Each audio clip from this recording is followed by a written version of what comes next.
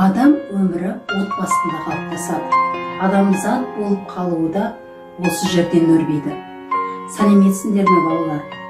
Бүгінгі сіздермен өтетін тәрбие сағатымыздың тақырыбы отбасы жайында болмақ.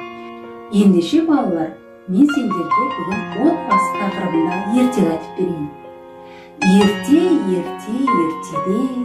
ешкі жүні бөртедеуі, қырғаулы қызыл екен, құйрық жүні ұзын екен.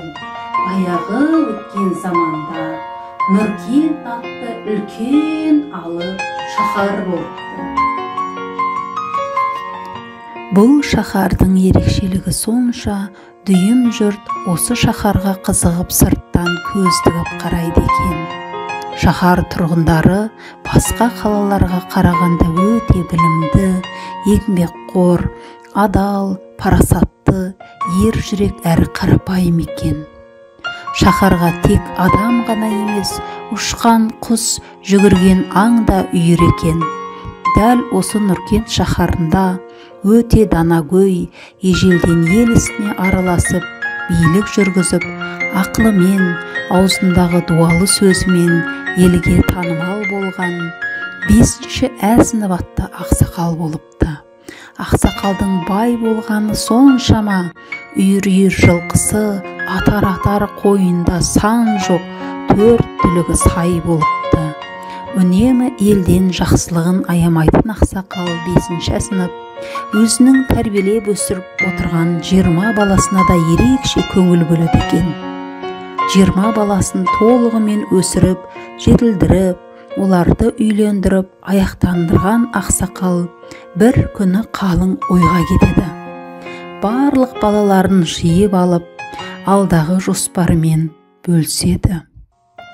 Мен үшін барлықтарың бірдейсіңдер. Сендердің арқаларыңда мен немере көріп отырмын. Енді мына алып шаһарды болашақта басқаратын артыма ұрпақ дайындап қалдырам. Ол үшін әр қайсыларың маған бір баладан бересіңдер. Мен 20 немеремді өзім оқытып, оларға тәрбие беріп, бас көз боламын дейді. Әке сөзін қалт жібермейтін 5-ші сынып ақсақалдың ұл қыздары бірден келісе кетті. Үйлеріне барып ең ақылды, ең білімді, парасатты, ер жүрек деген балаларын жетектеп, әкелерінің ордасына әкеліп тапсырды. Ақсақал немерелерінің сырт келбетінің келістілігіне, олардың ойлау мен сөйлеу қабілеттерінің өзгеше екеніне сүйсіне қарап отырып, мынандай шешімге келеді. Мен жол жүрем. Оның басты себебі осы 20 патшаны болашақта дайындайтын ұстаз табу.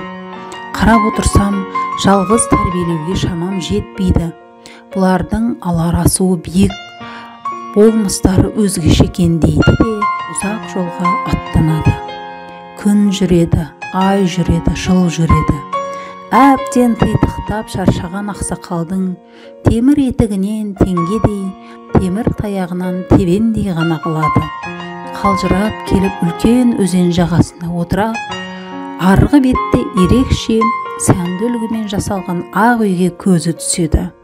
Ақсақал қуанып кетіп, не де болса да осы үйде кіріп, ел қондырып алайын дейді де өзенді кесіп өтеді. Үйге кіріп келсе, бір қыз отыр екен. Ақсақал жөн сұраса келе қыздың бала тәрбиелеп жүрген ұстаз екенін білді. Қуанып кетіп басындағы бар жағдайды баяндайды. Мұғалім қыз ақсақалдың сөзін жерге тастамай, 20 немересін оқытып, олардың ата-аналарымен бірге тәрбиелеп, ақыры ақсақалдың ойлаған арманы орындалып, оның 20 немересінің аты ел басқарған, тарихта аты қалған, атақты ақ патшалар тізімінен орын алыпты. Сөйтіп ақсақалдың 20 ұл қызынан ерекше таңдалып алынған 20 немересі бақытты ғұмыр кешіп, өз елінің өркендеп өсуіне қызмет етіпті. Осымен ертегіміз аяқталды балалар. Кездескенше қош, сау болыңыздар.